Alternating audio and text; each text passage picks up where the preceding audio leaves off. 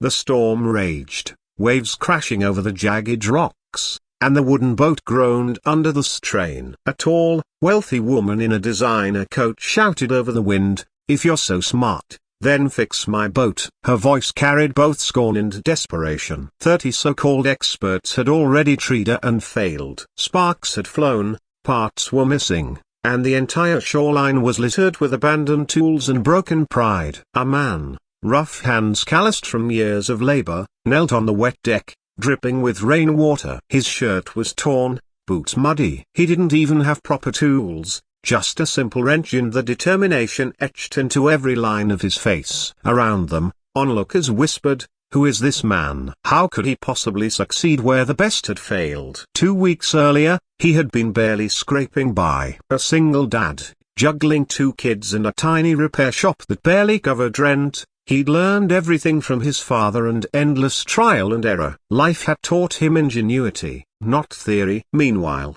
the woman Elena Harrington, heir to a shipping empire, had been humiliated repeatedly. Her prized racing boat was a disaster, and her reputation hinged on getting it seaworthy before the annual regatta. She'd watched 30 engineers with fancy degrees and expensive tools, leave defeated. She had no patience left. Then came this man, Thomas, a stranger, muddy and unassuming. "What makes you think you can fix it?"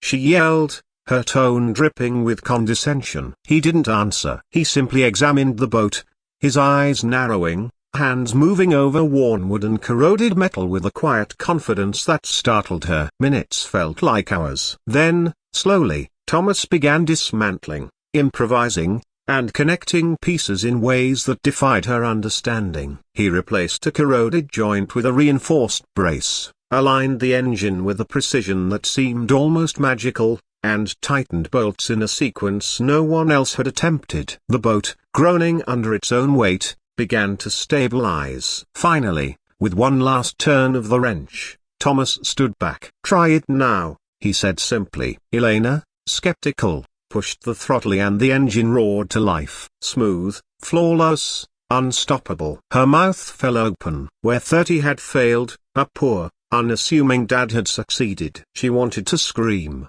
to demand answers, but there was only awe. Thomas simply smiled, shrugged, and disappeared into the crowd. For her, it was more than a fixed boat, it was a lesson. Brilliance is not in titles or degrees but in patience, ingenuity, and heart. Later, she would find herself seeking him out, and not just for the boat, but because she had glimpsed a rare and quiet hero. And in that moment, the storm outside became insignificant compared to the storm of respect and wonder she felt.